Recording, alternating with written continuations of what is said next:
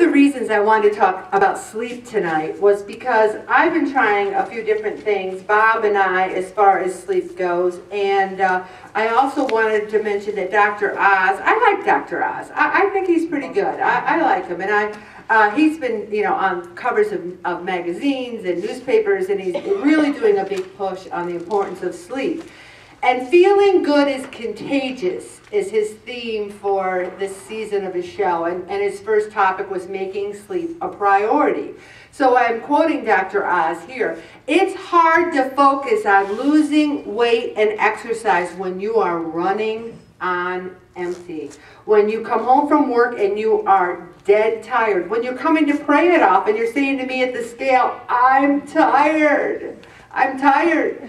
And sleep is restorative. You need 7 to 8 hours if you're an adult, and younger people need even more.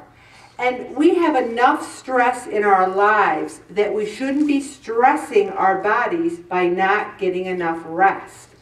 And one of the things is that some of us rely on chemical aids to go to sleep. For years I took 2 Benadryl, because it made me sleepy. I ended up drying my eyes out, and I have to take drops now because it's an antihistamine, and I now can't take any antihistamines at all because I would have a hard time falling asleep because, number one, I was eating very poorly, I was overweight, and I was constantly fighting battles. Before I go to bed, I'm like, what about this, what about that? And now, since Pray It Off, for 4.5 years, my head hits that pillow. Well, 5 years now, and I am exhausted. I'm tired, and I say the Hail Mary, and I'm sleeping a lot better. So we need to wean ourselves from some of the chemical aids, the Excedrin PM, the alcohol, whatever we're taking, and try to naturally fall asleep. And I love some of these ideas. When you hear them, you're just going to love them. But having enough rest is something that you actually have to work at, like everything else.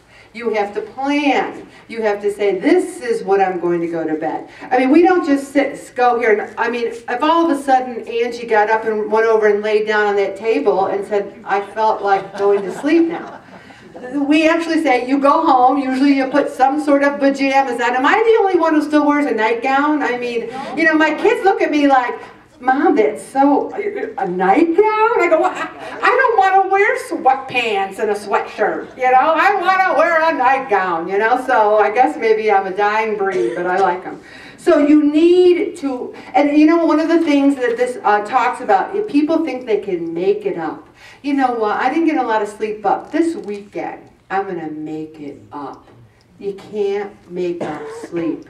This talks about it, not me, doctors are saying you can't make it up. Now, Dr. Kulreet Shahare, who's a buddy of Dr. Oz, does a whole thing on sleep and longevity. You know what that means? Everybody living longer, living. So, it keeps your energy levels high. This is fascinating. He said the best sleep is between 10 p.m. and 2 a.m. Those 4 hours. Well, if you don't go to bed till 11:30 or 12, you're already missing out on an hour and a half of that best sleep. Now, Bob gets up at 4:30, and I get up between 5 and 5:30, depending on the day and my schedule.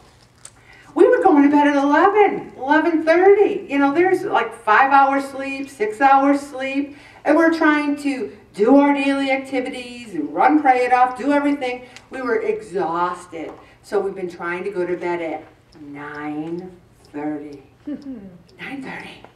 And the thing is, I've never felt better. I feel great because I'm already asleep by the time that 10 o'clock restorative sleep hour comes up. For the next 4 hours, we're restoring. We're going to talk a little bit about that. There is a internal clock, and it talks about the pineal gland and how the optic nerve, in the sun, when the sun starts setting, you start getting tired. And that's why in the winter, a lot of times we're tired all the time because there's not enough sun in our lives. It talks about the melatonin. This is, I have these articles to hit the high points, and I really hope you can read them when you go home. We have this metabolic activity going on in our bodies that are restored and reset while we're sleeping. And the thing is, if we're trying to lose weight and exercise during the day, and we're not getting enough sleep, we're undoing our all the work we've done. So people are saying, now Ellen, you want me to watch my sodium, you want me to, exercise, not eat bread, and now I have to sleep more? It's not me. It's what our body needs. These aren't my rules. And the thing is, what I think is funny is that today's young people, they don't even go out until 10 o'clock. You ever notice this? 10 o'clock, well, we're going out now, Mom. I go, really? I said, because I should have been in bed a half hour ago. One of the things is, we're working, I'm not talking about a Friday night if you're out. I'm talking about the majority of the time, if you can try. And then it talks about free radicals and all the stress that your body has during the day, that it's cleaned up and restored during the night so that you can get up and fight the battles again. Even adjusting your bedtime from 11 to 10 will make an enormous difference in the quality of your sleep and how you feel the next day. And then it does give a lot of tips. And one of the things I have trouble with some of these tips. Remove the TV from your bedroom. I don't think I can do that. And you know why? Because our bedroom is kind of like a sanctuary. We got 2 easy chairs, for TV viewing. We've got a big TV. But what I can do is stop watching TV at 9:30. I can do that and give myself that half hour. Watch the sunset daily. That's nice. I mean, I take it for granted. I don't think I ever say, sometimes I go, oh, that looks pretty, but do I stop and take a really good look at it? Now, stop drinking caffeine. That's another one. I've already given it up past noon. I said, no, nothing past noon. We can make deals with ourselves. If we can't give it up entirely, I have my morning coffee to get me up and going, and then I give it up at noon. I think for me, that's a good compromise, because there's people at work, they're drinking full caffeine coffee, glug, glug, all day long, summer, winter, spring, fall, and then they go home and make a pot. Now, if that's you, and you're wondering why you're having trouble falling asleep at night, there are some good tasting decafs out there. There really is. Also, eat a small dinner. Some people are eating like the Last Supper, the Thanksgiving dinner every night, And one of the things I say to people, like I write on the thing, like they're eating like mashed potatoes and sandwiches and peanut butter and jelly and bagels, and then I'll say too many carbs, and they'll go, really? Carbs?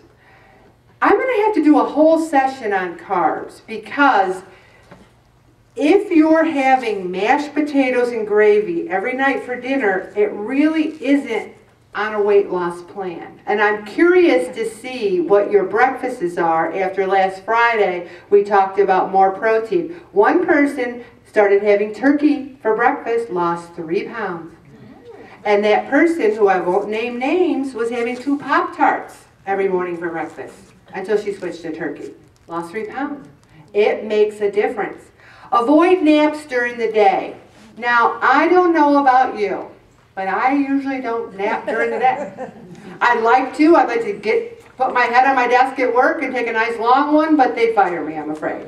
So, if you're having trouble sleeping at night, now what they say is, if you sleep like a baby from 9 o'clock till the next morning and you still want an afternoon nap, fine. But if you're having trouble sleeping at night, don't nap. Also, if you're up all night going to the bathroom, stop your liquids after 7. And they even give a nice little, and I say skim milk to help you sleep at night if you need some warm milk. Here's the thing that helped me the most. Trusting God. Trusting God has helped me sleep better. Because when you're fighting battles, when you're laying there, and Bob and he'll say to me, like, let's say it's going to be a really bad snowy day and everything the next day, and I've kind of put that out of my mind, because it's really hard for me to get down the hill to work, and sometimes it's really icy, and I try to put it out of my mind. And right before, like, we're laying down, he'll go, good luck tomorrow, I hope the roads aren't really bad.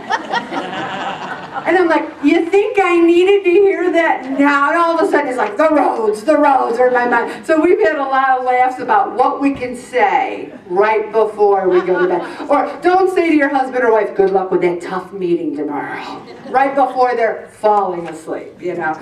So, you know, try to look at these tips and see what will work for you. One other thing, I'm going to stop right there.